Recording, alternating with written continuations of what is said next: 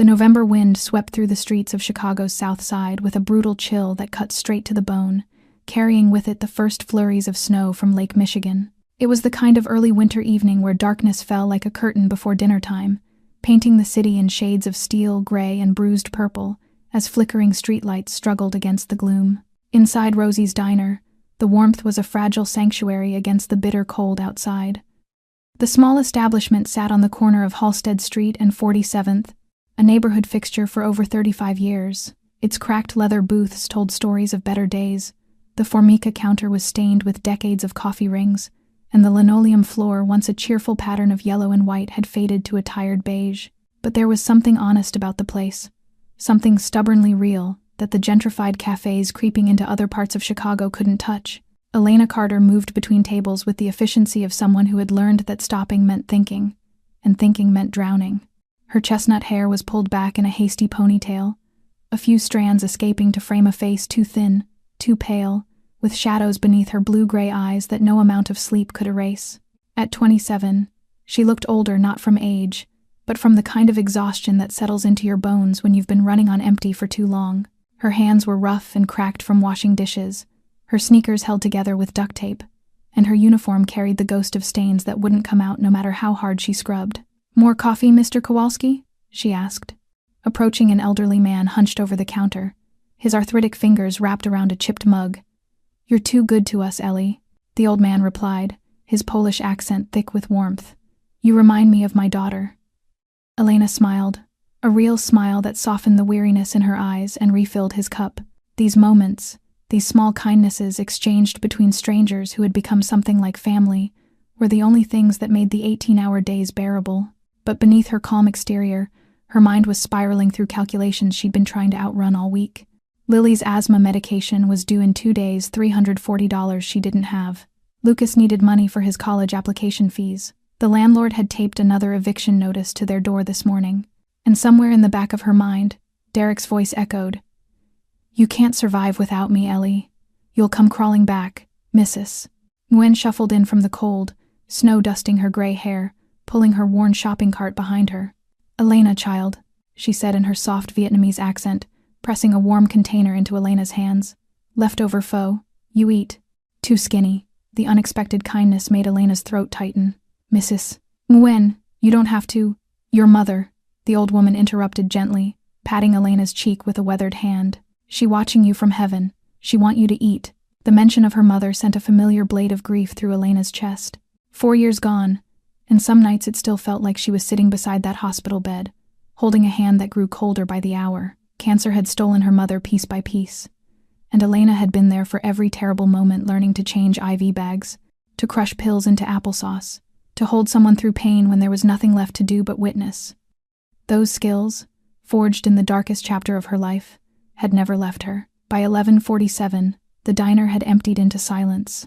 Elena began her closing routine, wiping down the foggy glass door, her reflection a ghost staring back at her. Outside, the snow fell heavier now, muffling the city into an eerie quiet. She was just reaching up to flip the open sign to closed when she heard it, the scream of tires on ice, the sickening crunch of metal folding like paper, the explosion of shattering glass. Elena's head whipped toward the street just in time to see a black Mercedes Maybach spinning out of control, its headlights slicing wildly through the snow.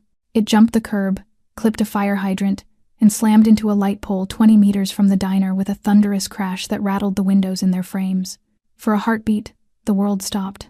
The old jukebox fell silent mid-song. Steam and smoke rose from the crumpled hood like dying breath. Elena's hand was still frozen on the door handle. Then instinct, the same instinct that had kept her mother alive for 3 extra months, that had talked Lucas down from panic attacks, that had held Lily through countless asthma attacks in the dead of night, took over. "Call 911. She screamed to no one as she yanked the door open and plunged into the biting cold. The snow stung her face as she ran. The driver, a large man in a black suit, was slumped against the steering wheel, blood trickling from his temple. Unconscious, but breathing. But it was the movement in the back seat that seized her heart. A child, a little girl, no more than 6 years old, with long dark hair and the widest gray eyes Elena had ever seen, eyes filled with pure terror. She was struggling against her seatbelt, small fists pounding against the window, screaming one word over and over, "Daddy, Daddy, Daddy." Beside her, A man in an expensive suit lay motionless, blood pooling beneath his head. Elena didn't think. She just moved. She had no idea that the unconscious man bleeding in the back seat was Dominic Valentino, the most powerful and dangerous mafia boss in Chicago, and that by saving his daughter's life tonight, she would set into motion a chain of events that would either destroy everything she had left or give her something she never dared to dream of. Our story begins to open a path into the hearts of those who are listening. This quiet moment becomes a small pause before we step deeper into the emotional journey ahead. And here, right at this threshold, I want to offer you a gentle message, something that helps us continue bringing warm, dramatic human stories to more people each day. If you are listening right now, I invite you to take a single second to subscribe to our channel, to press like, and to share this video with someone you care about. Your support does more than help the story travel farther. It becomes the quiet strength that allows us to keep creating scenes and moments that reach into the tender places of the heart. And where are you listening from tonight? Leave a comment with the name of your city, your country, or wherever you are hearing this story, so we can know the corners of the world that Elena and Mia's small journey has touched on this evening.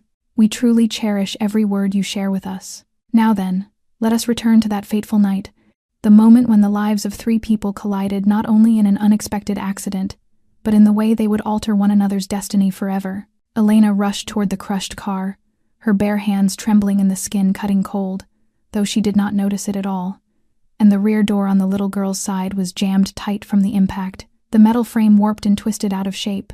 She gripped the handle and pulled once, then twice, and on the third attempt she poured the last of her exhausted strength into her arms, until the door tore open, with a high screech that cut through the frozen air. The child was still crying, her gray eyes swimming in tears as she looked at Elena as though she were the only light inside a nightmare. "It is all right. I am here now," Elena said, her voice strangely calm, the same tone she had practiced over hundreds of sleepless nights at her mother's bedside. She reached in, her fingers searching for the latch of the seatbelt that held the small body in place, pressed firmly until it released, and the little girl immediately threw herself into Elena's arms, clinging as if letting go would cause the entire world to collapse. Elena held the child against her chest, feeling the violent tremors running through the tiny body, hearing the muffled sobs against her ear. "Daddy! Daddy will not wake up," the girl cried, her voice breaking. Elena looked toward the man, still slumped, motionless in the seat beside her, blood from the wound on his head seeping down the collar of his white vest and staining a wide patch red, and her heart tightened.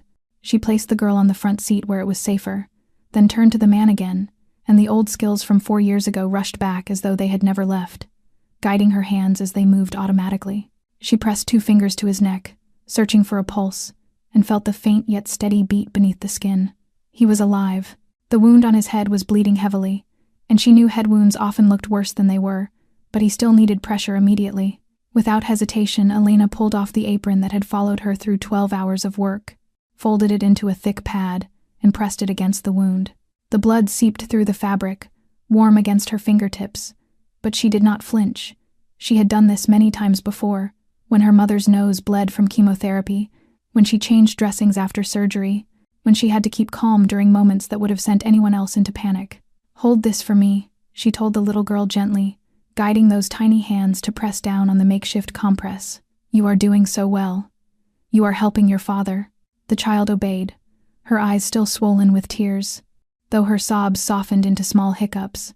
Elena used her free hand to check the man for other injuries, and noticed the angle of his arm looked slightly off, possibly broken, though there was no external bleeding. She glanced toward the driver in the front, a large man in a black vest, still unconscious but with his chest rising and falling. Snow began drifting into the car through the open door, sharp and cold as 1,000 needles, and the child began shivering harder, her lips pale from cold and shock. Elena knew she had to keep her warm and calm until the ambulance arrived, so she slipped off her thin cardigan, the only coat she owned, and wrapped it around the girl. "What is your name, sweetheart?" she asked softly, trying to pull the child's focus toward her voice rather than the terror around them. "Am Mia," the girl whispered. "Mia? That is a beautiful name." "My name is Elena. Would you like me to sing to you?" The little girl nodded, tears still falling. And there, inside a wrecked car beneath the winter night, with her father unconscious beside her, Elena began to sing. It was the song her mother had sung to her when she was small, the song she had sung to Lily during frightening asthma attacks. the song she had whispered at her mother's bedside during the final hours. Her voice was not beautiful, roughened by exhaustion and cold, yet it carried a truth so gentle, so human, that Mia stopped crying, her wide gray eyes fixed on Elena as though she truly were an angel, not one made of wings and light, but one made of breathing warmth and simple kindness. "Are you an angel?" Mia asked in a trembling whisper. Elena smiled, the first real smile she had managed in days. "No, sweetheart, I am just a waitress." But to Mia, in that moment, Elena Carter was the only angel she had ever known. The distant wail of an ambulance pierced through the silent snow, and Elena exhaled in relief, unaware that this night was only the beginning. The ambulance skidded to a stop, its brakes screeching, red and blue lights flashing through the thick curtain of snow and washing the street in urgent color, and two paramedics jumped out, racing toward the crushed vehicle with a stretcher and heavy medical bags. Elena kept pressing the apron to the man's head while holding Mia close, her body numb from the cold, yet she refused to let go. "You did very well," one of the paramedics said as he reached her, gently replacing her hands with sterile gauze. "You applied pressure exactly right." Elena nodded and stepped back, but Mia immediately wrapped her arms around Elena's neck, her small legs clinging tight as if afraid she would be taken away. "No, Mia will not go. Mia wants to stay with the angel," she cried, her voice sharp with terror. A female paramedic approached, trying to coax her gently. "Sweetheart, you need to go with your father. He needs you beside him." But Mia shook her head violently, burying her face into Elena's shoulder, her tears soaking through the thin fabric, and she sobbed as though being separated from Elena meant losing the last safe thing in this awful night. Elena felt her heart crack open. She knelt down in the snow, the icy ground seeping through her knees, lifted Mia's small face and looked into those tear-filled gray eyes. "Mia, listen to me," she said softly but firmly. "Your father needs you. He is hurt, and when he wakes up, the very first person he will want to see is you. Do you understand?" The girl hiccuped, her lower lip trembling. "But what if you go away? What if Mia never sees you again?" The question of a 6-year-old pierced straight through Elena, stirring memories of Lily crying in fear during asthma attacks, of Lucas at 13 asking why their mother had to leave. She understood the terror of losing someone, the instinct to cling to a stranger who offered even a flicker of warmth in the dark. Elena reached into her pocket and pulled out a small, worn handkerchief, the last keepsake her mother had left her, embroidered with the letter M at the corner, its pale blue faded with time. She placed it into Mia's hand and folded the tiny fingers around it. "This belonged to my mother," Elena said softly, her voice caught in her throat. "She gave it to me before she went to heaven. It is very important to me. Now I am giving it to you to keep, and I promise I will come back for it. Do you understand? I promise I will see you again." Mia looked down at the handkerchief, then up at Elena, her eyes still red yet no longer crying. "You promise?" "I promise," Elena whispered, smiling even as her lips were turning blue from the cold. "And I always keep my promises." Mia hugged the handkerchief to her chest and finally allowed the paramedic to lift her onto the small stretcher beside her father. The man was still unconscious, an oxygen mask placed over his face, bandages wrapped around his head. Elena stood watching as they loaded both father and daughter into the ambulance, and Mia kept turning back to look at her, clutching the handkerchief as if it were treasure. The doors closed, the siren wailed, and the vehicle sped away into the white snow, its lights fading until they vanished around the corner. Elena stood alone in the winter night of Chicago, snow gathering on the thin fabric of her clothes, her body shaking uncontrollably. She looked toward the direction where the ambulance had disappeared, her chest strangely hollow. She did not know the man's name, did not know which hospital they were going to, did not know if she would ever see the gray-eyed child again. But she had made a promise, and Elena Carter, no matter how brutal life had been, had never broken one. She turned toward the diner, still glowing with warm lights, walking across snow already rising to her ankles, heading back to the job that waited for her. Behind her, the bloodstains on the ground were slowly covered by white snow, as though the night had never happened at all. Yet Elena knew that something had changed. Elena stepped into the diner, the door chime giving a faint, tired ring as though it too had reached its limit, and the warmth inside washed over her frozen body in a way that hurt rather than comforted, as blood struggled to move again through veins that felt nearly frozen solid. She looked down at herself, at the blotches of dried and smeared blood staining her uniform, at the apron she had left somewhere out by the crushed car, at her hands with dark lines of dried blood caught beneath her nails. She walked to the sink behind the bar, turned on the faucet, and began to scrub. The water was as cold as ice, But she did not wait for warmth. She scrubbed harder and harder until her skin flushed red and the stranger's blood swirled away down the drain. Yet she still felt it on her hands, that warm and slick sensation lingering as if it had seeped into her skin. Elena drew a deep breath and forced herself back into the present. There was work to finish. She took a spare apron from the employee locker, tied it around her waist, and resumed closing the diner, wiping tables, stacking chairs, counting the register, logging the day's sales. Every action moved on muscle memory, familiar enough that she could perform them as her mind drifted somewhere far away. Mia's gray eyes kept appearing in her thoughts, her small voice calling her an angel still echoing softly. She wondered how the little girl was now, whether her father had woken, whether they were safe, but she had no way of knowing. She was only a waitress, a passerby who had happened to be in the right place at the worst possible moment. The clock on the wall showed 1:45 when Elena locked the diner door, switched off the lights, and stepped outside. The snow had stopped, but the wind still sliced through the night like a blade.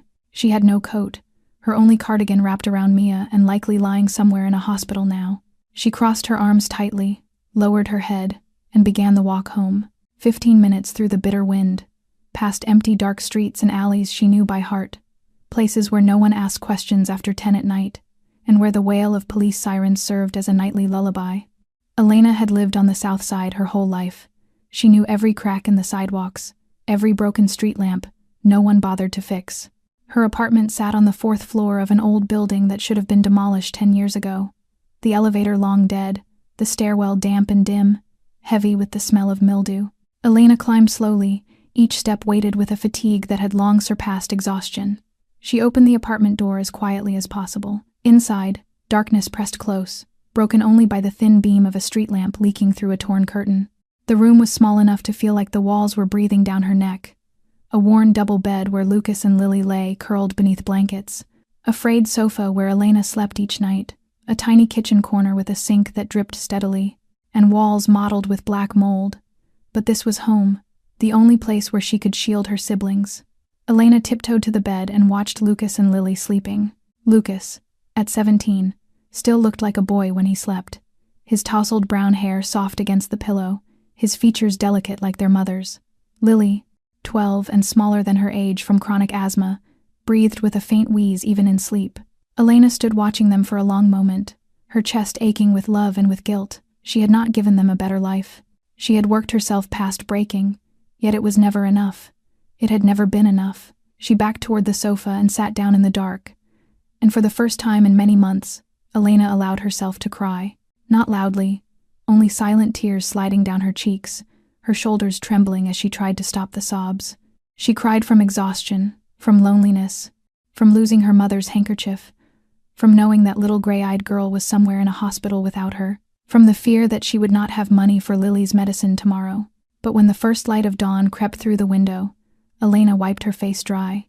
She had 2 hours to sleep before her next shift. There was no time to be weak. There was no one else to rely on.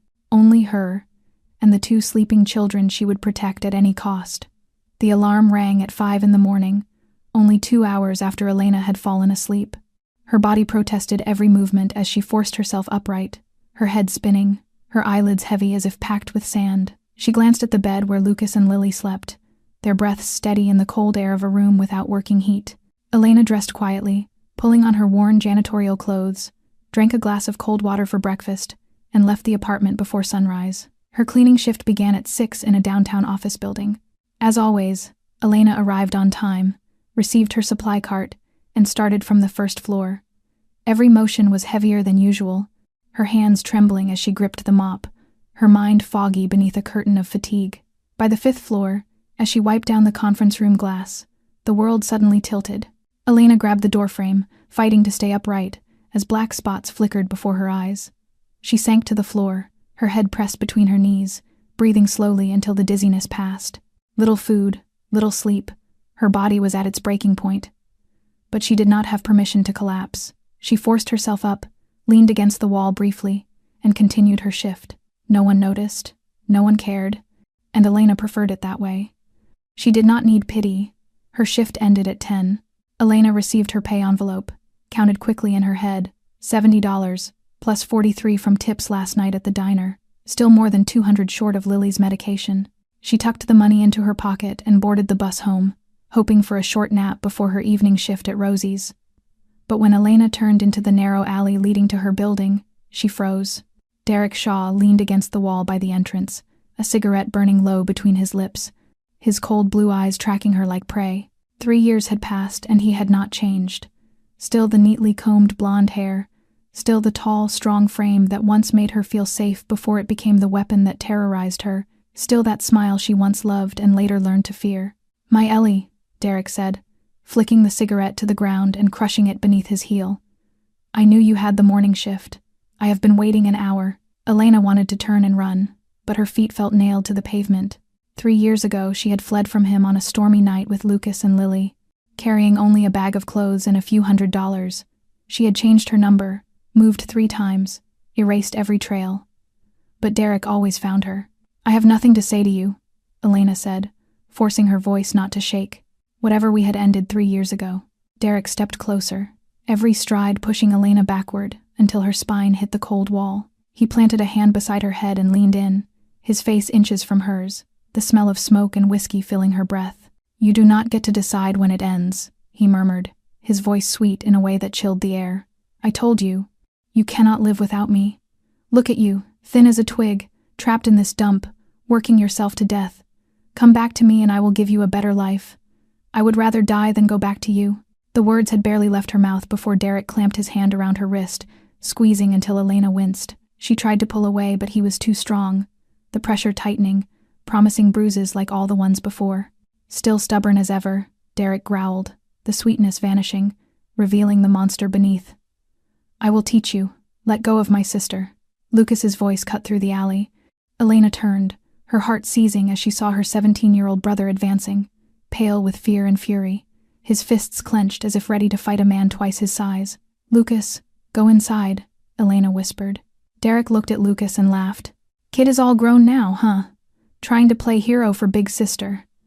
Lucas said nothing. He stepped closer, standing beside Elena, eyes locked on Derek. "I will call the police," Lucas said, raising his phone. "I recorded everything from the moment you grabbed her. One more step and this goes straight to the cops and online." Derek glanced at the phone, then at Lucas, then at Elena.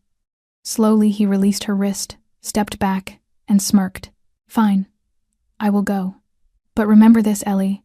You cannot hide from me forever. I will be back, and next time there will not be a kid to save you." He walked away, his footsteps echoing on the concrete until they vanished around the corner. Elena stood shaking, a bruise already forming on her wrist. Lucas wrapped his arms around her, and for the first time Elena saw that he was no longer the 13-year-old boy crying beside their mother's bed. "Are you okay?" he asked softly. Elena nodded, though she did not know if it was true. Derek would return. He always returned. And this time, she no longer knew if she had the strength to run again. Dominic Valentino opened his eyes, and the first thing he felt was the violent pounding in his skull, as if someone were hammering from inside his head, and the harsh white glare above forced his eyes to narrow, while the sharp scent of antiseptic burned in his nose, and the steady beeping of the heart monitor filled the air around him. A hospital. He was in a hospital. Memory returned like a flood, the car skidding on the icy road. Mia's terrified scream, the brutal impact, then darkness. Mia. His heart seemed to stop for a beat. He pushed himself upright despite the tearing pain in his head and the cast around his left arm. "Where is Mia?" he rasped, his voice so hoarse he barely recognized it. "Where is Mia? Sir, calm down." Marco Russo, his right hand for more than 20 years, shot up from the chair beside the bed, the 45-year-old man with salt and pepper hair and a face marked by old scars, placing a steadying hand on Dominic's shoulder, firm but gentle, keeping him from rising. "Mia is fine. Just minor scrapes and a mild concussion. She is sleeping in the room next door and Rosa is with her." Dominic exhaled, his entire body sagging with relief. His daughter was safe. Nothing else mattered. "What is the situation?" he asked, regaining a trace of his usual authority. Marco pulled his chair closer, lowering his voice even though the private suite was heavily guarded. "The car lost control on the slick pavement. No sabotage. Tony is recovering. A head injury, but the doctors say he will be all right. You suffered a head trauma, significant blood loss, and a broken left arm. The doctors say you are very lucky." Dominic nodded, though he knew there was more than luck involved. He remembered a whisper of something, A gentle voice, a lullaby, the faint smell of coffee and vanilla. "Someone saved us," he said slowly, searching through the fog of his memory. "A woman. She bandaged my wound." She sang to Mia. Marco nodded, a flicker of surprise crossing his eyes. "You remember quite a lot." "Yes, there was a woman. A waitress at a diner near the crash site. She ran out the moment she saw the accident, forced the door open, pulled Mia out, stopped your bleeding, and kept the girl calm until the ambulance arrived. Mia called her an angel." Dominic closed his eyes, a faint image of a thin face and gray-blue anxious eyes surfacing in his mind. "What is her name?" "Elena Carter, 27 years old, employed at Rosie's Diner on Halsted Street.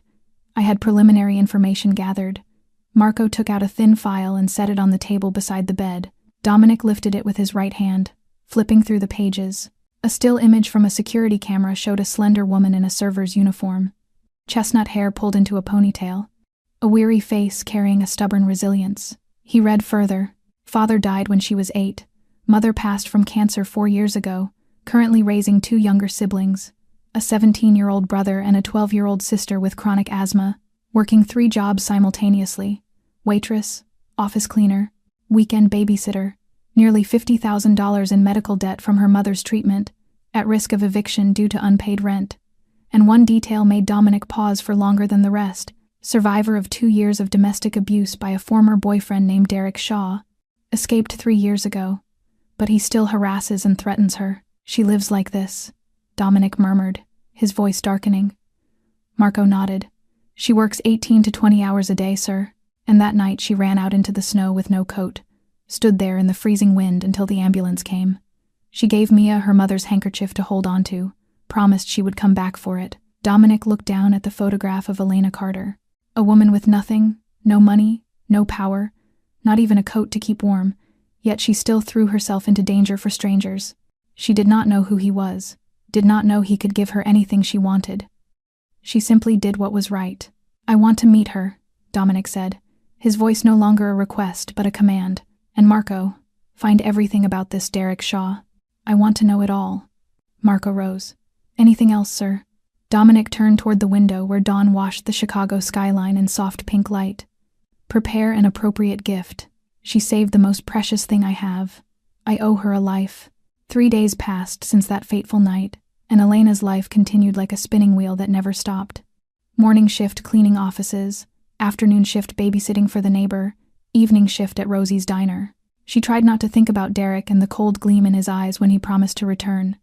Tried not to think about the gray-eyed little girl holding her mother's handkerchief. Tried not to think about anything except putting one foot in front of the other. It was an ordinary Thursday evening at Rosie's, busier than usual because of the biting cold outside and the need for somewhere warm. Elena was carrying a tray to table 7 when the door chime rang and a rush of cold air swept in. She did not look back, too busy with her task. But she sensed something off when the entire diner fell silent, not the peaceful kind of silence, but a tense, suffocating stillness, as if the air had been drained from the room. Elena set the tray down and turned, and she saw them. 3 men stood at the entrance. 2 in black suits, statuesque, expressionless, and between them stood a tall man with black hair streaked with silver at the temples, a sharply angled face with a thin scar above his left eyebrow, his left arm concealed in a cast beneath an expensive cashmere coat. But what made Elena freeze were his eyes, gray like a storm gathering over the horizon, cold yet unfathomably deep, the very eyes she had seen 3 nights earlier on the face of a crying 6-year-old girl. "Mr. Kowalski," a regular at the bar, shot up so quickly he nearly spilled his coffee. "Dominic Valentino," he whispered, his voice trembling, then dropped cash on the counter and rushed out the back door as if the diner were on fire. Other customers stirred in fear, some pushing money onto tables, some lowering their heads, some whispering his name with panic. Elena did not understand. She had never heard of Dominic Valentino, never knew why people reacted with such terror. She only knew those eyes matched Mia's, and that meant he was the man whose wound she had pressed in the falling snow. He stepped toward her with a confident, commanding stride, as though the world itself belonged to him. Tony, the diner's cook, burst out from the kitchen, his face pale. "Mr. Valentino, how can we help you?" he stammered, but Dominic did not even glance at him. His gray eyes were fixed solely on Elena, piercing as if reading every thought she tried to hide. "You are Elena Carter?" he asked, though it sounded more like certainty than a question. Elena swallowed and nodded. Yes. How can I help you? Dominic stopped in front of her, close enough that she caught the faint scent of expensive cologne mixed with something sharper, the scent of power and danger. You saved my daughter, he said, his voice cold yet carrying something else beneath it. You ran into the snow without a coat, without hesitation. You kept Mia calm. You tended my wound. You promised my daughter she would see you again. Elena blinked, her heart pounding. Is Mia all right? Was she badly hurt? A flicker of surprise crossed Dominic's eyes as though he had not expected her first words to be about Mia's well-being. Mia is fine, thanks to you. She still keeps the handkerchief you gave her, sleeps with it every night, and will not stop asking when she can see her angel again. Elena felt a warmth rise in her chest. I am glad she is well. She was very brave that night. You were the brave one, Miss Carter. Dominic reached into his coat and pulled out a thick envelope. I came to thank you and to repay what I owe. Inside are $50,000 in cash. If you need more, anything at all, a new home, a better job, a car, just say the word. I will make it happen. Elena looked at the envelope, then into the gray eyes waiting for her reaction. $50,000. Enough to clear her mother's medical debt, enough to buy Lily's medication for years, enough to send Lucas to college, enough to change the course of their lives entirely. But something within her refused. Perhaps it was pride. Perhaps the hard lesson Derek had carved into her that nothing in life comes without a price. Or perhaps she simply did not want to owe anything to a man who could make an entire diner tremble. Thank you, sir, Elena said, her voice steady though her heart raced. But I cannot accept it. I did not save Mia for a reward. I did it because it was the right thing to do.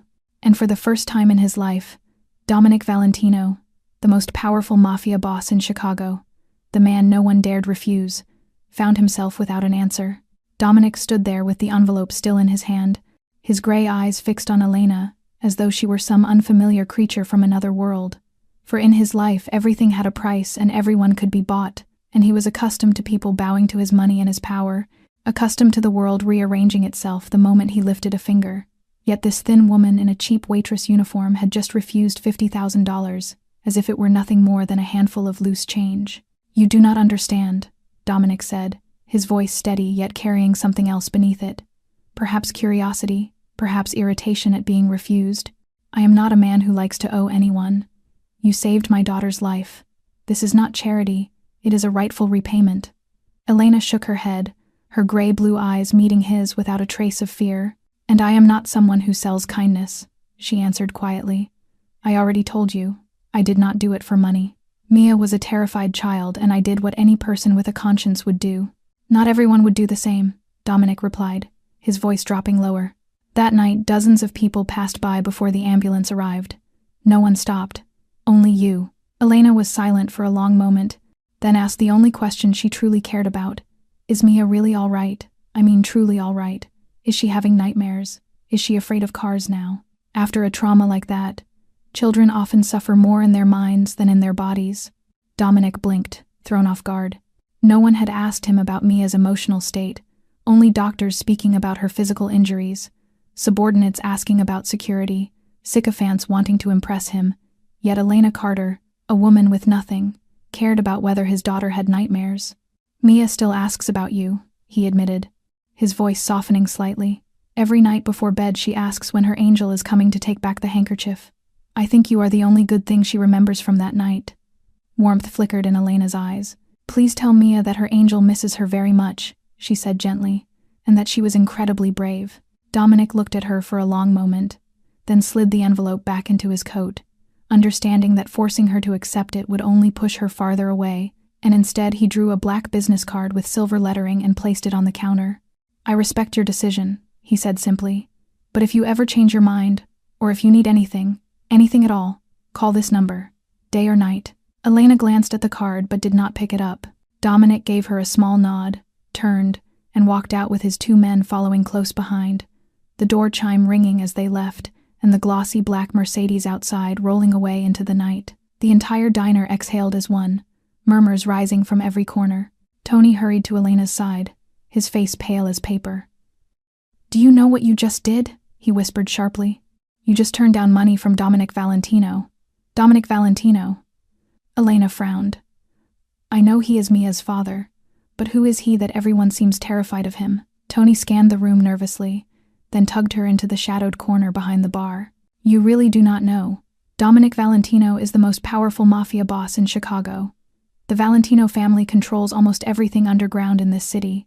People say he has killed dozens. They say if he wants someone gone, they disappear without a trace. You just refused the money of one of the most dangerous men in America. Elena felt her blood turn cold. Mafia. She had saved the daughter of a mafia boss. She had refused a reward from a man whispered about like a legend of death. She had looked straight into the eyes of one of the most dangerous men in this city and told him she did not want anything from him. Her hands began to tremble, but not from fear. She looked down at the black card lying on the counter, the silver letters glinting under the diner lights. Do you regret it? Tony asked, voice tight with worry. Elena picked up the card and turned it between her fingers, thinking of Mia, of those gray eyes filled with terror and hope, of the unconscious man whose wound she had held closed under the falling snow, with no idea who he truly was. No, she said softly, her voice calm in a way that surprised even her.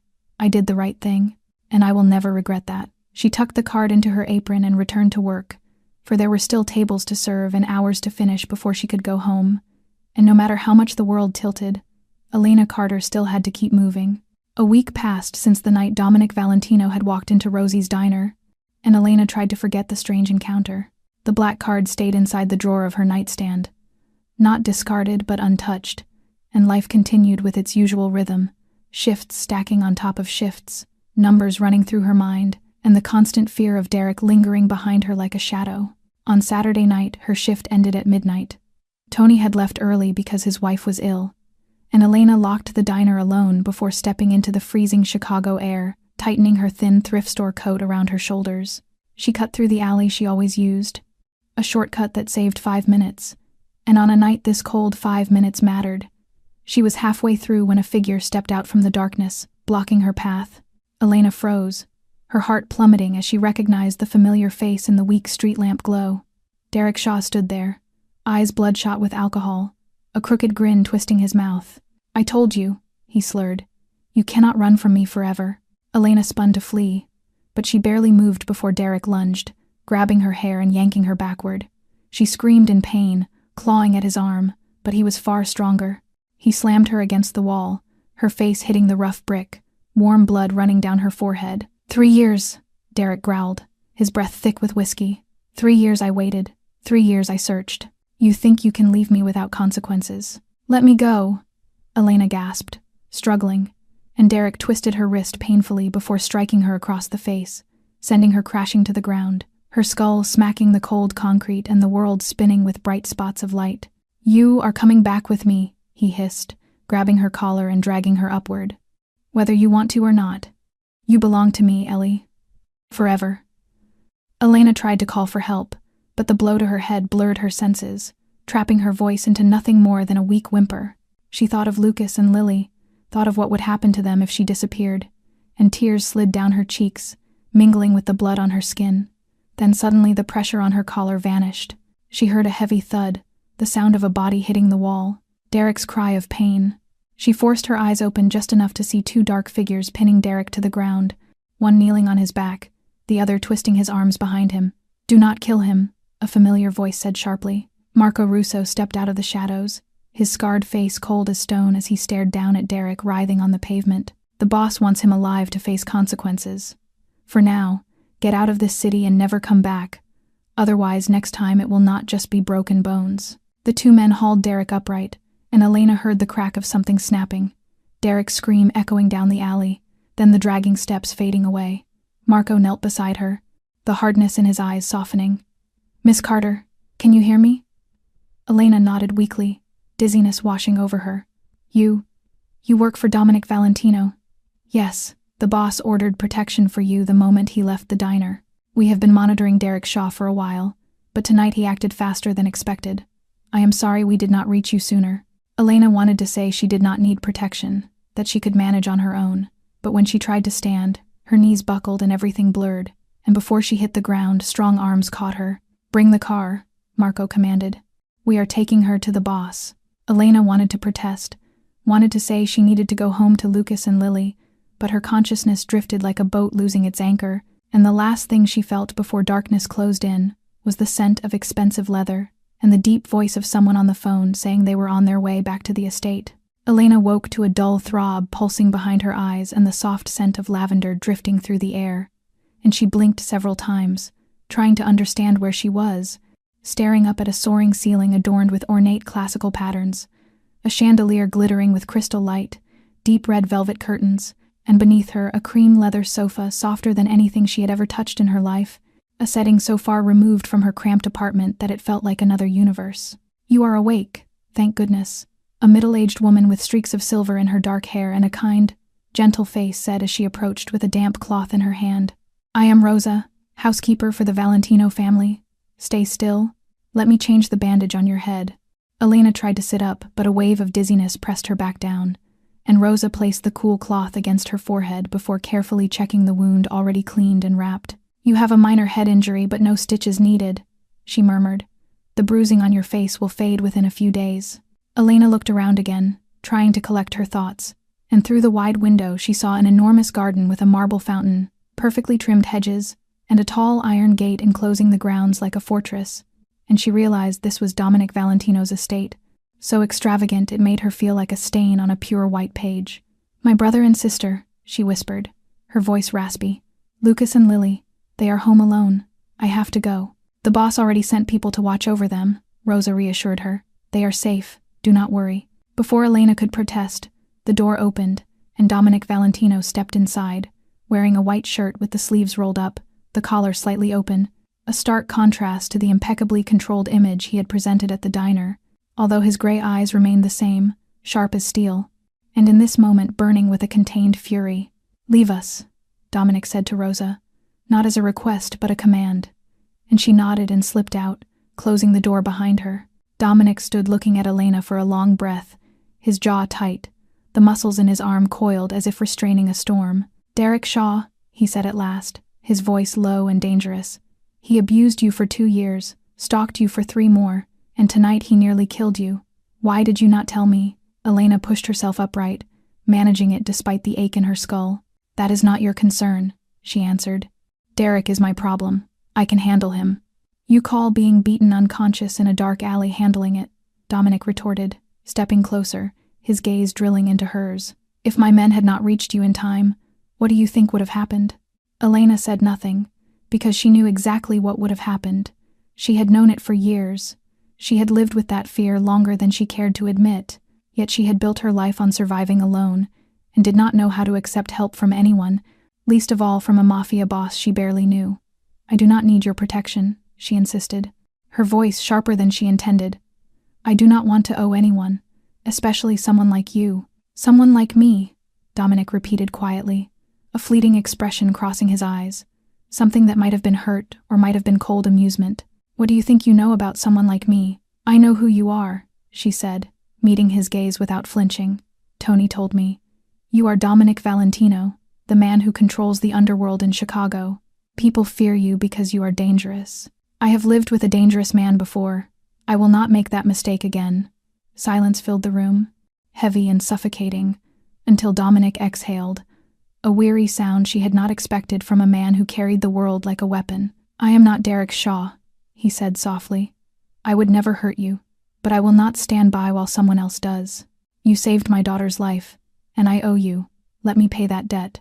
Elena wanted to reject him again, but something in his gray eyes stopped her. Not threat, not calculation, but something that resembled sincerity. "Derek Shaw will never touch you again," Dominic said, his voice a vow carved from stone. "That is the only thing I ask you to accept. Everything else you are free to refuse." And for the first time in her life, Elena did not know what to say. Before she could answer, small footsteps pattered rapidly down the staircase, quick and excited like the heartbeat of a child, and the door burst open as a tiny whirlwind with long black hair flying behind her sprinted inside. "Angel lady," Mia cried, her wide gray eyes glowing as if she were seeing a miracle, wearing pajamas covered in teddy bears and pink slippers, clutching something Elena recognized instantly, the worn handkerchief embroidered with the letter M. Before Elena could react, Mia flung herself forward, wrapping her little arms tightly around Elena's neck, her face pressing into her shoulder. "Mia knew you would come. Mia knew it," she declared, her voice trembling with joy. Every night, Mia prayed and asked Mommy in heaven to let the angel lady visit her. Elena felt her chest tighten, and her arms instinctively came around the small, trembling body, holding her close, as though it were the most natural thing in the world. "Mia, I missed you too," she whispered, her voice shaking with emotion. "Are you feeling well? Are you sleeping better?" Mia lifted her head, her gray eyes sparkling like starlight. "Mia is very well. Look, Mia still keeps your handkerchief," she said proudly, lifting it for Elena to see. "Mia sleeps with it every night. Rosa says Mia should wash it, but Mia will not because Mia does not want to lose the angel smell." Elena laughed softly, a real smile brightening her tired face, and only realized she was crying when Mia raised a small hand to wipe the tears from her cheek. "Are you hurt?" the little girl asked, panic edging her voice. "Who hurt you?" Then Mia turned toward Dominic, her voice suddenly fierce. "Papa, someone hurt the angel lady. Papa, make them go away." Dominic did not answer his daughter. He stood frozen, his gray eyes fixed on the sight before him, Elena holding Mia in her arms, the two of them wrapped around each other as if they belonged, and on Mia's lips was a smile, a true smile, radiant and innocent, a smile he had not seen in 4 years, not since the day Isabella died in his arms from a bullet meant for him, not since Mia had retreated into silence and fear, clinging to him as though terrified he too would vanish. 4 years he had hired the finest child therapists, bought every expensive toy, done everything a father could do, yet none of it brought back his daughter's joy. And now, this woman he had met only twice, a fragile waitress with nothing but an old handkerchief to her name, had accomplished what all his wealth and power could not. "Papa, can the angel lady stay with us?" Mia asked, hope shimmering in her eyes. "Can she read to Mia every night? She sings beautifully, Papa, like Mommy did." Something inside Dominic cracked, perhaps the wall he had built around his heart, perhaps the grief he had buried since Isabella's death, and he looked at Elena, this slender woman with a bandage on her head and a bruise on her cheek, meeting his gaze with wary blue-gray eyes that softened only when they drifted to Mia, and in that moment Dominic understood that she was not Isabella, she was not anyone he had ever known, yet she had made his daughter smile, and for a man like Dominic Valentino, that was more precious than anything on earth. Rosa led Mia back to her bedroom after the little girl yawned, and her eyes began to flutter shut even as she struggled to stay awake to be near her angel lady a little longer, and Elena promised she would see Mia again, knowing this time it was not an empty promise. Watching the small figure disappear behind the door with a warmth blooming in her chest, she had forgotten how to feel, but the quiet moment did not last long, because Marco strode into the room, his scarred face tighter than usual, his eyes immediately seeking Dominic and signaling that something serious needed to be said in private. "Say it," Dominic instructed without moving from where he stood. "Miss Carter should hear this as well." Marco hesitated for a heartbeat, then nodded. "Bad news, sir. The Moreno family has learned about Miss Carter."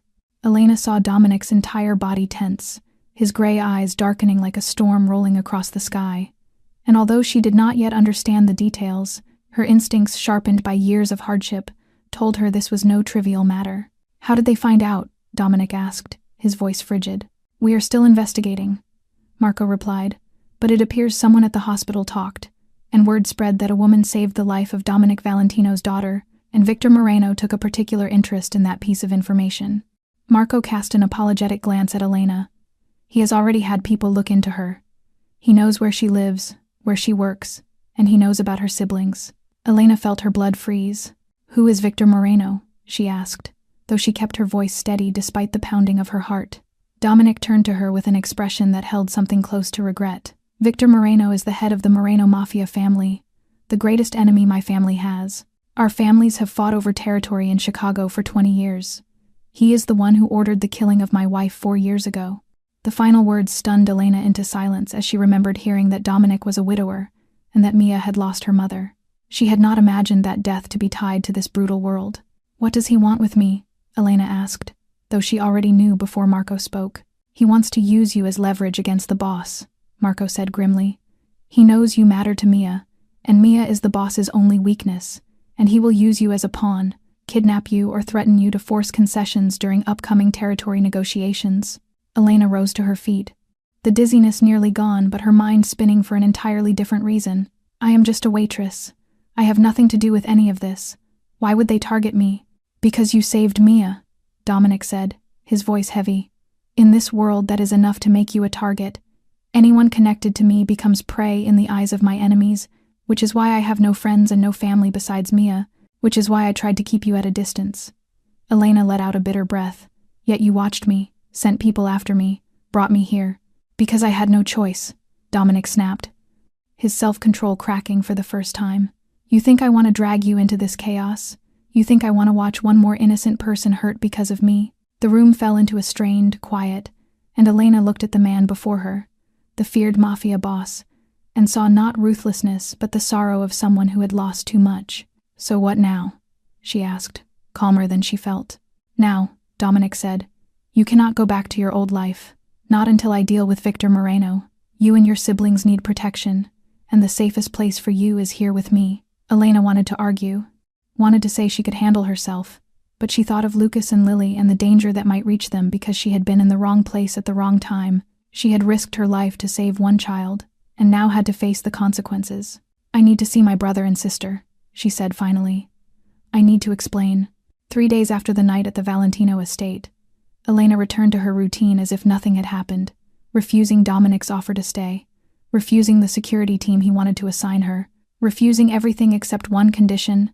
She allowed Dominic's men to inspect her apartment and install new locks, the furthest extent her pride could tolerate. Lucas asked why strangers had come, why she had bruises on her face, and she lied, saying she had fallen and that the men were building maintenance workers, though she saw in his doubtful eyes that he did not believe her but chose not to press, having long grown used to Elena hiding truths to shield her siblings and resenting it even as he accepted it. Life continued, shift after shift, while Elena tried to ignore Dominic's warnings about Victor Moreno, telling herself she was ordinary and no one would bother kidnapping her, that Dominic exaggerated the danger, yet she could not shake the prickling on the back of her neck on the street, nor ignore the unfamiliar black car parked near the diner, nor forget the man smoking across from her building each morning. On Wednesday afternoon, Elena finished her office cleaning shift early because Lily had a medical appointment, and she was walking briskly through familiar streets, thinking about medicine costs and unpaid bills, when a black van screeched to a stop beside her, the door sliding open as 2 men jumped out with such speed that Elena barely had time to inhale. One grabbed her arm, the other pressed a cloth reeking of chemicals over her mouth, and she struggled desperately, kicking, clawing, biting, but the men were too strong, too practiced, dragging her toward the yawning black doorway of the van that felt like the mouth of a beast. The world blurred under the assault of the chemical fumes, and Elena's mind raced to Lucas and Lily, to the terror of what would happen to them if she vanished, who would buy Lily's medication, who would help Lucas reach college, and tears streamed down her cheeks not for herself but for the ones she loved. Then suddenly the pressure on her body vanished. Gunshots cracked through the air, shouts erupted, bones snapped, someone called her name, and Elena collapsed onto the pavement, her vision swimming as she forced her eyes open. The 2 kidnappers were on the ground, one shot in the leg, the other pinned beneath a massive man Elena recognized as one of Dominic's men, while the van peeled away, abandoning them, and standing in the center of the chaos, gray eyes blazing with worry she had never imagined on his cold face, was Dominic Valentino. "Elena," he called, kneeling beside her, lifting her head with strong hands, checking her for injuries. "Can you hear me? Are you hurt?" Elena nodded weakly as her lungs fought to clear the chemical fumes. I am fine," she whispered hoarsely. "Lucas, Lily, safe," Dominic answered immediately. "My men are with them." And he exhaled, though rage still burned behind his eyes. "I told you, Moreno does not play games. He will not stop until he gets what he wants." Elena closed her eyes as tears slid down her temples, realizing how foolish she had been, thinking she could protect herself as always. But this was not Derek or alleyway bullies. This was the mafia, trained killers, and she had never stood a chance alone. "I am sorry," she whispered through trembling breath. "I was wrong. I did not want to involve you, but I cannot let Lucas and Lily be in danger. Please, please help me protect them. I will do anything." Dominic's eyes softened, and he reached up to gently wipe her tears with his thumb. "You do not need to apologize, and you do not need to do anything in return," he said quietly. "I will protect you and your siblings, not because you owe me, but because—" He paused, searching for the right words. "Because it is the right thing to do." Elena looked into his eyes, and for the first time since her mother died, she felt herself trusting a man. "Thank you," she whispered. Dominic nodded, then lifted her into his arms as though she weighed nothing. "Let us go home," he said, and Elena did not know why, but when he said the word home, it felt like a promise. That afternoon, a black SUV brought Elena, Lucas, and Lily to the Valentino estate, along with a few small bags that contained everything the three siblings owned. And Lucas sat in silence the entire ride, his brown eyes fixed on the window with attention he could not hide, because he had listened to Elena explain the entire story, the accident, Dominic Valentino, the threat from the Moreno family, the attempted abduction earlier that day, and he had wanted to shout that his sister had lost her mind by involving herself with the mafia, that they should run away to another city instead of walking willingly into the lion's den. But then he looked at Lily beside him, her eyes bright with excitement as the car approached the gates of the lavish estate, and he swallowed every objection, because Lily needed expensive medication each month. Lily needed a warm, safe place to live. Lily needed to be protected, and if staying near a mafia boss could give her that, then Lucas would accept it even if he hated every part of this. The guest house of the Valentino estate was larger than their old apartment by at least 5 times, with 2 floors, 3 bedrooms, a spacious living room with a real fireplace, a fully equipped kitchen, and a small private garden looking out onto the main estate grounds.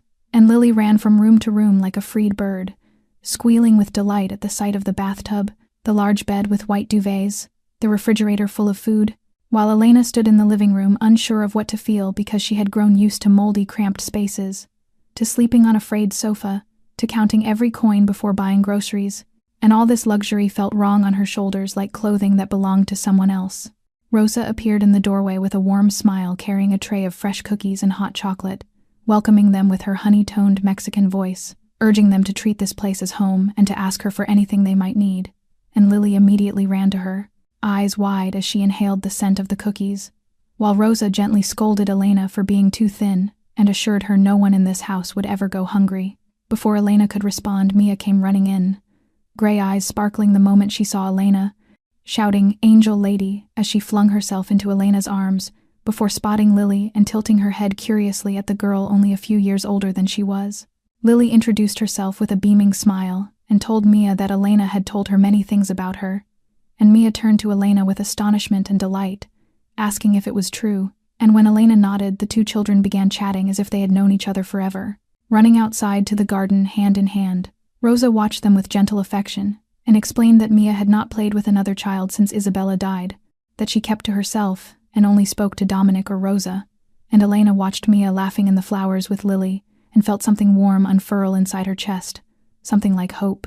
Lucas stood beside her, still wary but less tense now that Lily was smiling, and he whispered that he did not trust Dominic but would stay for Lily and for Elena, and Elena squeezed his hand gratefully before Rosa invited them to dinner with Dominic and Mia, and bustled off to prepare lasagna. That night, Elena could not sleep despite the softest bed she had ever felt, and the warm fire glowing in the corner, because her mind kept returning to the attempted kidnapping, the cold eyes of the attackers, the chemical-soaked cloth over her mouth, and the terrifying truth of what would have happened if Dominic had not arrived in time.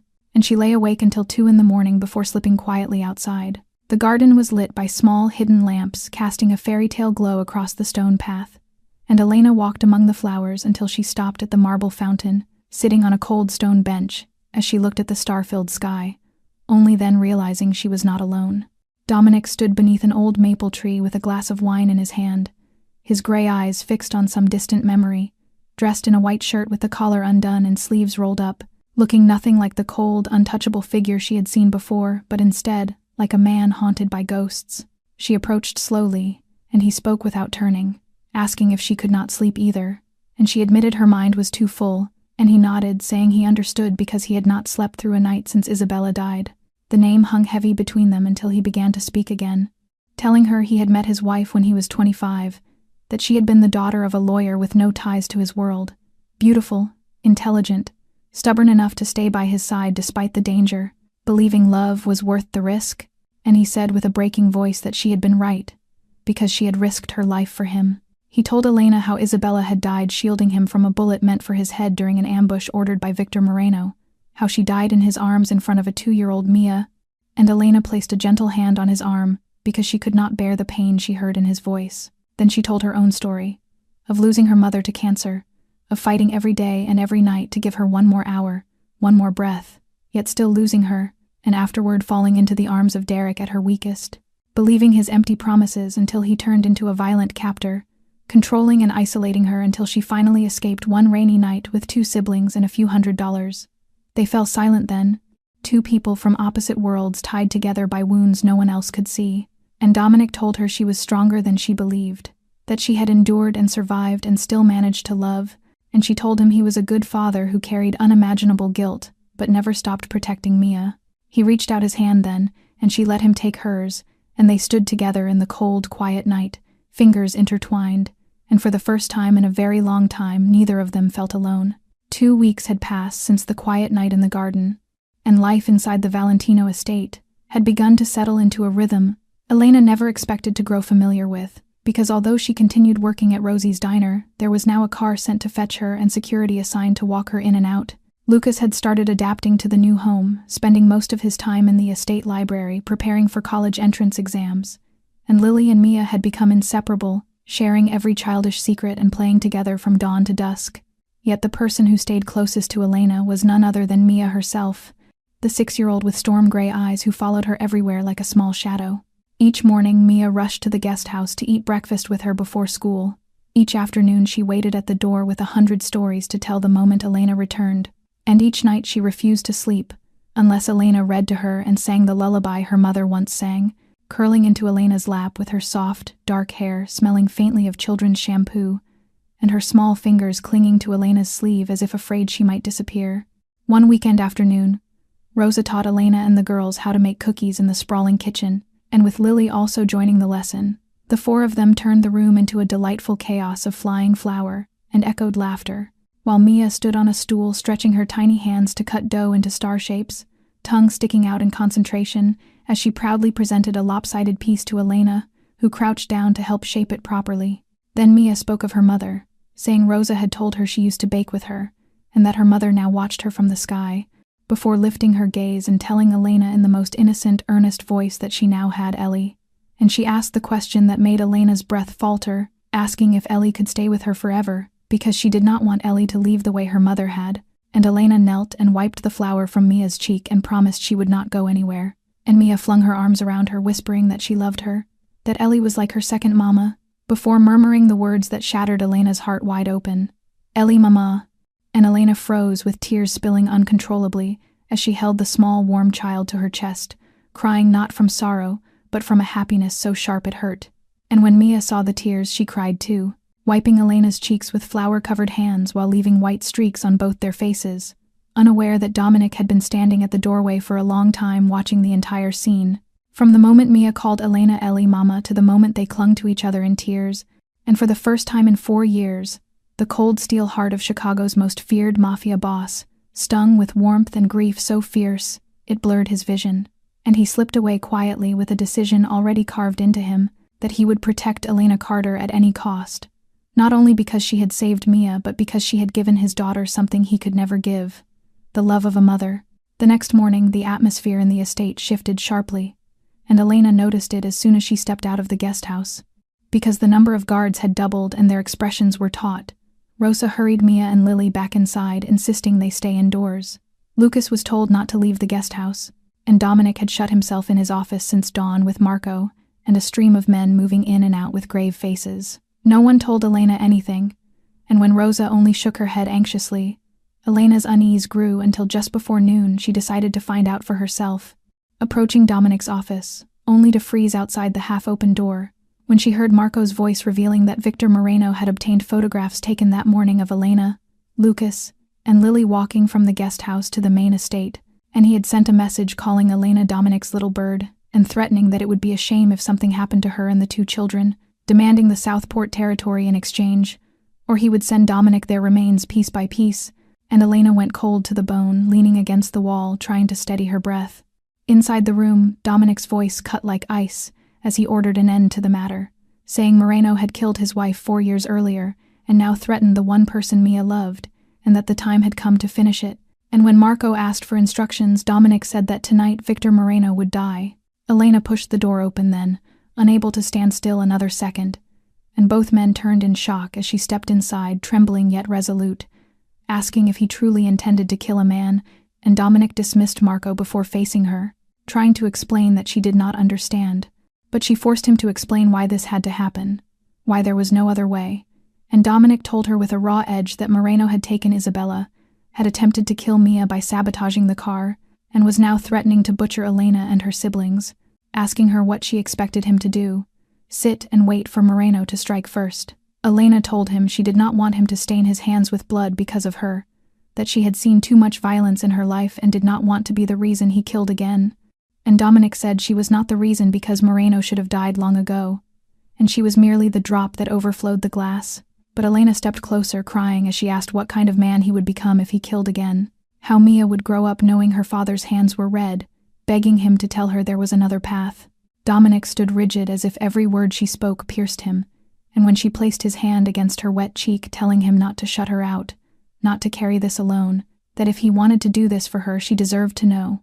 Dominic looked into her tear-blurred eyes and felt the walls he had built for years tremble, because he was not accustomed to someone crying for him, fearing for him, standing with him, and in that moment he no longer knew how to breathe. The room lay steeped in a heavy silence, broken only by their unsteady breathing and the soft crackle of the fireplace, and Dominic remained where he stood with his hand resting on Elena's cheek, feeling the warm tears slipping through his fingers as something inside him warred between the instinct to pull away and rebuild the wall she had broken, and the deeper inability to do so, and his voice turned rough as he said she did not understand, that she did not understand how he had lived since Isabella died, how every night when he closed his eyes he saw her blood on his hands, saw the light leave her gaze, heard Mia crying for a mother who would never answer, and how he had sworn never again to let anyone he cared for die because of him. And Elena looked at him with her heart aching at the raw anguish in his storm-gray eyes, and asked why he had let her into his life, why he had allowed her to remain here, allowed Mia to call her Ellie Mama, allowed her to believe she might belong to this place. And Dominic's voice cracked like shattered glass as he erupted with the truth that he could not stop himself, that she thought he wanted this but did not understand how every morning he woke thinking of her, how watching her hold his daughter stirred something he had believed dead for 4 long years, that he had tried to keep his distance and remind himself that she was only someone to whom he owed a debt. Yet she had broken every barrier he had built and now he was afraid, and when Elena whispered what he feared, he looked straight into her eyes without hiding, and said he feared losing her, feared watching her die in his arms the way Isabella had, feared Mia losing another precious person, and feared the intensity of what he felt for her because it was stronger than anything he had ever known. Elena could not speak, could only stand there looking at the man the city feared, now stripped of armor and vulnerability, and she did not know who moved first when their lips finally touched. The first kiss not gentle nor sweet like fairy tales but forged from pain and longing, from years of loneliness and the terror of abandonment, and Dominic kissed her as though she were air, and he was drowning while Elena kissed him back as if it were the last warmth she would ever know. And when they parted both breathless with their foreheads pressed together, she whispered that she would not let him kill because of her, that there had to be another way. But Dominic told her there was none with Moreno, because the man would not stop until one of them was dead, and Elena only nodded as if accepting something unspoken before leaving his office, with a heart weighted with dread while a different plan formed inside her mind, because she would not allow Dominic's hands to be stained with more blood for her, and she would not let this war continue endangering those she loved, and if Victor Moreno wanted her, then she would give him exactly what he wanted. That night, after the entire estate had fallen asleep, she quietly took the phone of a guard dozing in the hallway, searched through the call logs for unfamiliar numbers, and finally sent a message saying she was Elena Carter and wanted to meet Victor Moreno alone, to exchange herself for the safety of the Valentino family and her siblings, telling him to name a location, and the reply came within 5 minutes, with an address in the abandoned Southern Industrial District, and the instruction to arrive within 1 hour alone, or the agreement was void. Elena wrote a letter and left it on Dominic's pillow, knowing he would find it when he checked on Mia, as he did every night. And in that letter she apologized and said she could not allow him to spill more blood because of her, that she would resolve this herself, asking him to care for Mia, Lucas, and Lily, promising she would return if things went well, and asking him, should she not survive, to tell Mia her Ellie Mama loved her very much, and she confessed that she loved him though she had never said it aloud. She slipped out through a blind spot in the security system she had discovered while playing hide-and-seek with the girls, ran into the cold, called a taxi, and gave the driver Moreno's address, and when the car stopped before a deserted warehouse, Elena understood she was stepping into the lion's jaws yet did not turn back. walking instead toward the half-open metal door and vanishing into the dark without knowing. 2 shadows stepped out behind her to intercept the taxi, or that the entire meeting was a trap, with no intention from Moreno to honor any bargain. And the last thing she registered was a sharp blow to the back of her skull and a man's cold laughter telling her she was foolish for thinking she could walk away. Dominic could not sleep with their kiss still burning on his lips and her words echoing in his mind. And at 2 in the morning he rose to check on Mia and saw the letter on his pillow, his heart stopping as he read the trembling script again and again. Before he tore from the room like a storm, shouting for Marco and ordering everyone awake because Elena had gone to meet Moreno alone, and the estate exploded into chaos with lights and running footsteps and ringing phones, as Marco arrived pale-faced reporting he had traced the signal from the phone she used to contact Moreno to the abandoned industrial district, warehouse number 7, and Dominic commanded every man available to prepare while ordering Marco to call Agent Rodriguez from the FBI and tell him Dominic would deliver Victor Moreno on a silver platter in exchange for immunity for his family.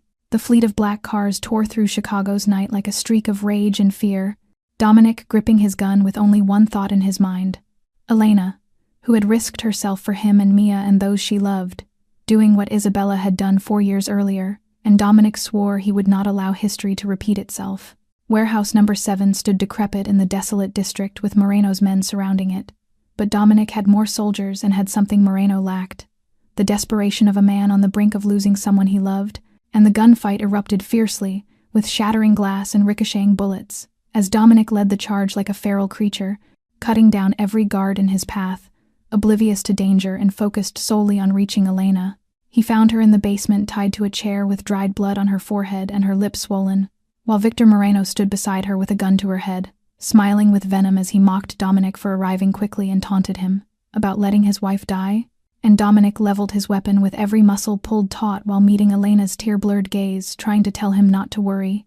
And he demanded Moreno drop the gun because his men were defeated and the FBI was coming. But Moreno laughed that he did not fear federal agents and would kill the girl before doing anything else. Yet his words were cut short by a gunshot from behind, as Marco slipped through the back entrance and hit Moreno in the shoulder, sending him crashing down as Dominic kicked the weapon away and seized him by the collar with hell-cold eyes, confessing he should kill him and make him suffer as Isabella had. But when Elena's trembling voice begged him not to, Dominic froze, remembering her plea not to stain himself further, and he looked at Moreno and then at Elena being freed by Marco and made his decision, declaring he would not kill the man because death was far too merciful, sentencing him instead to live out his days imprisoned with every crime imaginable stacked upon him. And he handed Moreno to Marco to deliver to the FBI before rushing to Elena, falling to his knees and touching her bruised face with shaking hands, whispering that she was insane, that she had almost died and almost left him alone. And Elena smiled weakly, apologizing for trying to stop him from carrying more blood. And Dominic held her tightly, promising she must never do such a thing again because he could not lose her. And when she whispered he had not killed Moreno, he answered that it was because of her, all because of her, and he kissed her forehead and her eyes and her cheeks and her mouth, vowing to protect her forever and never let anyone harm her again. And in the ruined warehouse with police sirens approaching, they held each other and wept, 2 souls finally finding one another in the dark. 6 months had passed since the terrifying night at the warehouse, and Elena Carter's life had changed in ways she had never dared to dream. Victor Moreno was now serving a life sentence in federal prison for dozens of crimes ranging from human trafficking to murder, and the shadow that had hovered over the Valentino family had finally dissolved, while Derek Shaw no longer posed a threat either, having been expelled from Chicago and barred by court order from going near Elena under warning of consequences no one wished to imagine. Elena continued working at Rosie's diner, not because she needed the money but because she chose to, for the little diner with its cracked leather stools and faded floors had become part of who she was, a place where she found meaning in her small connections with Mr. Kowalski, Mrs.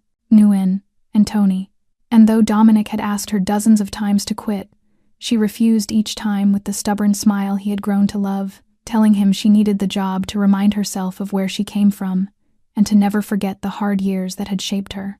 Alongside her shifts at the diner, she had enrolled in an online nursing program, pursuing the dream she had set aside when her mother passed away, and Dominic had paid the entire tuition, a gesture Elena accepted without protest because she had learned that allowing someone to love her was, in its own way, an act of love in return. Each night, after Mia fell asleep, Elena would sit at Dominic's office desk studying anatomy while he reviewed business reports, the two of them sharing the kind of peaceful silence that felt like home. Lucas had received his acceptance letter to MIT with a full scholarship, a dream he had once believed he must abandon because of their circumstances. And when he read that letter, he cried for the first time since their mother died, and Elena held him, whispering that their mother would be proud. Though Lucas remained cautious of Dominic, he had begun calling him by name instead of the cold Mr. Valentino, and sometimes they even watched basketball together on Saturday nights. Lily was the one who transformed the most. With proper medication and good nutrition, her asthma was fully under control. Her cheeks glowed with color, her eyes sparkled, and her laughter rang through the mansion every day as she and Mia became sisters not by blood but by choice, sharing everything from dolls to secrets, and each called Elena by different names that meant the same thing, Lily calling her sister, and Mia calling her Ellie Mama. On the first warm spring weekend afternoon, as tulips bloomed in the garden and sunlight washed the estate in gold, Elena sat on the stone bench beside the fountain watching the people she loved gathered around her. Lucas teaching Lily how to play badminton on the lawn, the two children's laughter chiming like bells while Mia ran between them begging to play despite being too small to hold a racket, and Rosa stood on the porch wiping her hands on a cloth, gently scolding them not to fall while her eyes gleamed with joy, and beside Elena sat Dominic with his hand intertwined with hers as naturally as breathing. They did not speak, simply watched the children play, and tears pricked Elena's eyes from the sheer force of happiness as she remembered freezing nights in a rundown apartment, skipped meals so she could buy Lily's medicine, and the bruises Derek had left on her body. Realizing how far she had traveled from the exhausted girl who had worked 18 hours a day to survive, to the woman now sitting here loved, protected, and belonging. When Dominic asked what she was thinking, brushing his thumb over the back of her hand, Elena turned to him with tear-filled eyes and said she was thinking about how strange life was, how if she had not run outside into the cold November night, if she had ignored that car, if she had not saved Mia, she had no idea where she would be now. And Dominic replied that she would still be herself, a good, resilient, loving person, and that he was only lucky she had chosen to save his daughter that night. But Elena smiled and said it was not luck, it was fate, then rested her head on his shoulder as she gazed at the sunlit garden. Mia ran to her, throwing herself into Elena's lap, followed by Lily and then Lucas, who stood beside them wearing the rare soft smile he saved only for family. And Rosa came out carrying a tray of cold lemonade. They stood there, a peculiar family forged not by blood but by love and sacrifice and the choices made in their hardest moments. And Elena knew she had finally found the place she belonged.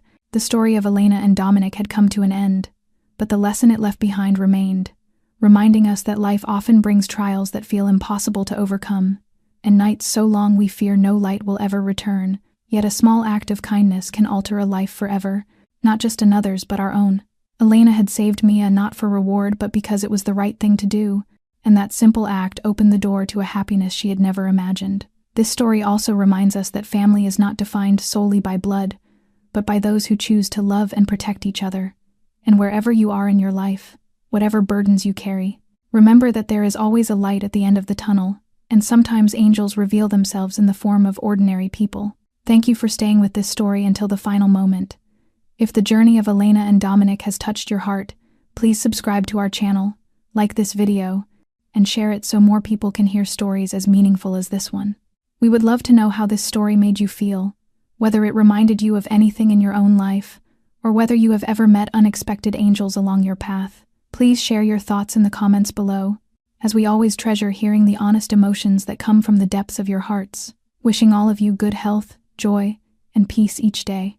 And remember that you deserve love, and sometimes happiness arrives from the places we least expect. Goodbye, and see you in the next video.